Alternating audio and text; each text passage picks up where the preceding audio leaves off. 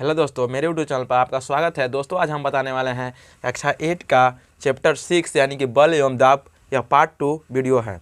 आइए समझाते हैं। देखिए पार्ट 1 में हमने बल के बारे में कुछ बात किए थे। अब हम बात करेंगे कि क्या होता है परिणामी बल। देखिए परिणामी बल का मतलब है कि जोड़ना, बल के मान के जोड़ना ही परिणामी बल कहलाता है। यहाँ पर देखिए लिखल है कि वह बल जो वस्तु पर कार्यरत बलों के योग के बराबर होता है उसे हम परिणामी बल कहते हैं। यानी समझिए ये तो परिभाषा हुआ, और कैसे होगा तो समझाते हैं। देखिए मान लीजिए कोई वस्तु है, मान लीजिए यहाँ पर कोई वस्तु है, बोरा रखा हुआ है और इसका कुछ वजन होगा। अब देखिए बल का मात्रक याद रखिएगा, बल का मात्रक न्यूटन होता है। न्यूटन कैसे आता है हम बाद में बता देंगे। न्यूटन जिसको एन से प्रदर्शित करते हैं। और कोई भी आदमी बल लगा रहा है ना तो कैसे लगाता है, 3 न्यूटन 4 न्यूटन, मतलब उसका मात्रक होता है। जैसे कि हम लोग लंबाई का मात्रक मीटर में मापते हैं, उसी प्रकार से बल का मात्रक क्या होता है, न्यूटन होता है। तो आगे बढ़ते हैं तो देखिए परिणामी बल क्या होता है कि वो बल का योग होता है, उसी को हम परिणामी बल कहते हैं। और कितने प्रकार के होते हैं परिणामी बल, तो 2 प्रकार के होते हैं। एक होता है कि एक समान दिशा में और एक होता है कि विपरीत दिशा में।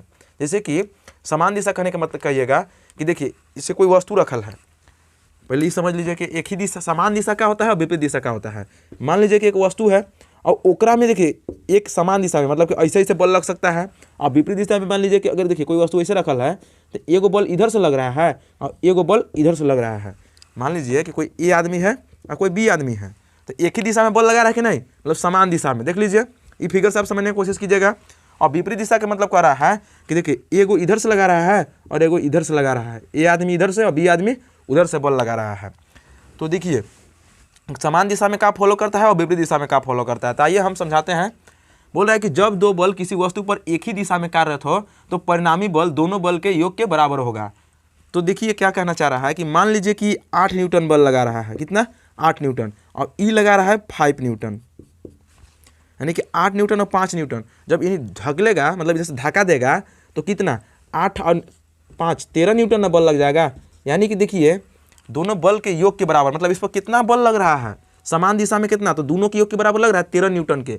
अब बताइए कि जो समान दिशा में बल लग रहा है वो जितना बल दिया है उससे अधिक लग रहा है कम। तो देखिए एगो दिया था 8 न्यूटन, एगो दिया था 5 न्यूटन।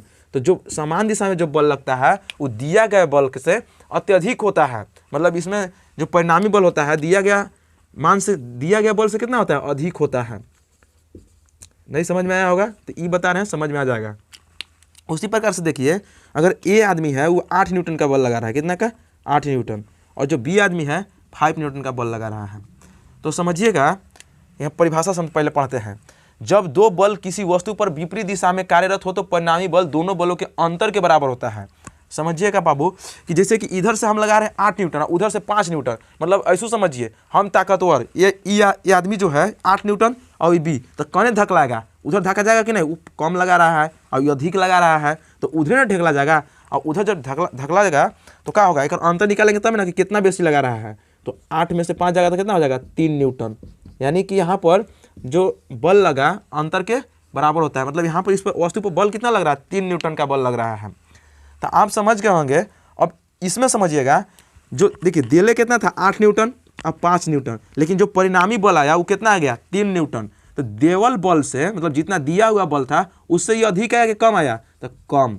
तो हम कह सकते हैं कि देखिए समान दिशा में जो था दिया हुआ जितना बल था उससे अधिक आया है, और जो विपरीत दिशा में है वो दिया हुआ बल है 8 और 5 और उससे क्या आया है, कम। तो हम बोलेंगे कि समान दिशा में परिणामी बल का मान दिए गए मान से क्या होता है, अधिक होता है। और उसी प्रकार से हम बोल सकते हैं कि विपरीत दिशा में जो परिणामी बल होता है, परिणामी बल का जो मान होता है वो दिए गए मान से कम होता है।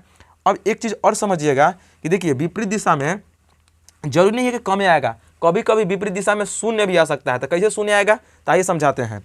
मान लीजिए कि यहाँ पर 8 न्यूटन का बल ही लगा रहा था, ठीक है। अगर इहो 8 न्यूटन के बल लगाता, मान लीजिए जो बी भी है वो 8 न्यूटन के बल लगाता, तो इधरों से 8 और उधरों से 8, तो दोनों टकरा ना जाता। मतलब कह रहा है कि हमो बराबर नहीं तो हमो बराबर नहीं, कोई कम बेसी रहेगा, मान लीजिए कोई मजबूत रहेगा कम रहेगा तबे ना धकलाएगा, लेकिन दोनों बराबर है तो हिलेगा वस्तु, नहीं हिलेगा। तो जब यहाँ परिणामी बल क्या हो जाएगा, जब दोनों 8-8 हो गया तो 8 में से 8 तो 0, यानी कि शून्य आ जाएगा। तो कभी कभी अगर विपरीत दिशा में अगर बल लग रहा है तो परिणामी बल शून्य हो जाएगा, और जब शून्य की स्थिति रहता है तो वस्तु स्थिर अवस्था में रहेगा। देखिए यहाँ पर भी देखिए अगर 13 न्यूटन एक बगल से बल लगेगा तो क्या हो जाएगा, गति में हो जाएगा। और जो पिछला कंडीशन अभी बताए थे कि इधर से 8 लगा रहे थे, इधर से 5, तब पर भी वस्तु करने जा रहा था उधर। लेकिन अभी तीसरा कंडीशन ये हो गया कि इधर से 8 न्यूटन लग रहा है, इधर से भी 8 न्यूटन लग रहा है, तो ये दोनों अब हिलवे नहीं करेगा जब शून्य रहे। परिणामी बल का मान अत्यधिक है, क्या है? अत्यधिक। तो यहाँ देखिए दिया हुआ से है तो समान दिशा में, अगर कम आ गया तो विपरीत दिशा में, लेकिन अगर 0 आ गया तो स्थिर रहेगा। क्या रहेगा? स्थिर रहेगा, वो हिलेगा नहीं। तो आप समझ गए होंगे कि क्या होता है परिणामी बल और क्या होता है समान दिशा में बल का योग और विपरीत दिशा में बल का योग। तो मेरा प्रयास है, कैसा लगा आप लोग कमेंट में जरूर बताइएगा, और मेरे चैनल पर नए हो तो चैनल को सब्सक्राइब कर दीजिएगा। थैंक यू दोस्तों, जय हिंद।